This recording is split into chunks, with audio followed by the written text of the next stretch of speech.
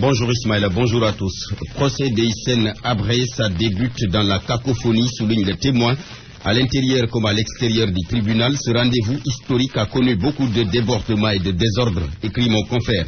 Hissène Habré sème le trouble, renchérit l'observateur qui reprend les déclarations de l'ancien chef d'État du Tchad.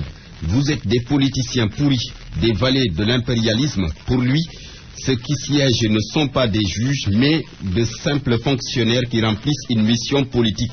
C'est une mascarade, une farce, s'indigne encore Habré. Le procès s'ouvre dans le chaos, tonne le populaire, qui revient aussi sur les incidents qui ont émaillé l'audience avec les avocats de la défense qui qualifient le jugement de leur client de farce. Ce qui fait dire à Walfadjri, je cite, Habré, dindon de la force et pas de la farce. L'accusé refuse de comparaître. Ses avocats plaident hors prétoire face aux caméras. Hissène Habré, révolté par ce qui se passe, raille les chambres africaines extraordinaires. Vous êtes un comité administratif extraordinaire, suffisant pour qu'il réitère son dégoût face aux juges. Habré torture la cour, écrit encore le quotidien. Mon confrère signale d'ailleurs que même les avocats ont subi cette colère noire de Hissène Habré.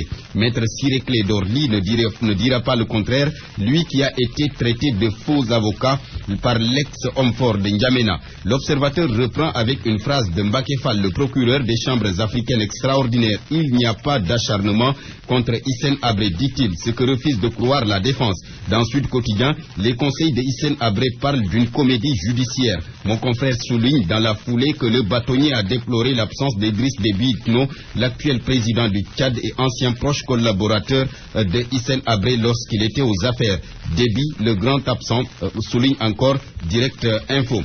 Dans le témoin, le responsable des intellectuels soufis du Sénégal, Serigne Fallou Dieng, laisse entendre que Déby paye, commande un verdict et réclame la tête de Hissène Habré. Dans tous les cas, souligne enquête, l'ouverture du procès de Habré hier a sonné comme un ring qui n'a pas été assisté par Madame Fatima Raymond Habré, l'épouse de Habré, était absente hier au tribunal. Note l'observateur. Mon confrère qui a d'ailleurs cherché à savoir le pourquoi rapporte que l'ex-première dame de N'Djamena est victime d'hypertension artérielle. Et c'est un des avocats, Maître Diawara, qui l'a dit à mon confrère. Nous restons avec ce journal L'Observateur qui revient sur le refus du Sénabé de comparaître.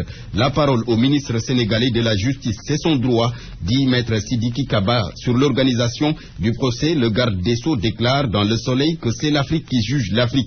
C'est un message fort pour les chefs d'État africains, estime encore Seydi Gassama, toujours dans les pages du Soleil.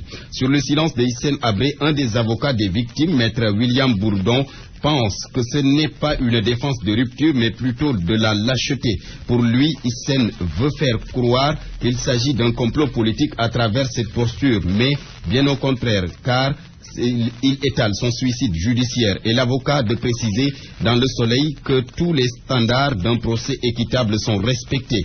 Habré retourne à la barre ce matin, qu'il le veuille ou non, car le témoin signale qu'il sera conduit de force. Les heures qui viennent nous édifieront. Autre actualité, le Conseil des ministres décentralisé à Fatick pour Grand Place. Macky Sall se rend en terrain connu aujourd'hui. Un test de popularité en réponse à l'offensive de l'opposition. Selon la rédaction de Grand Place, le chef de l'État va essayer de consolider ses acquis politiques dans le Sine, comme il l'avait tenté au nord du pays, à Matam, plus précisément. Au nord du pays.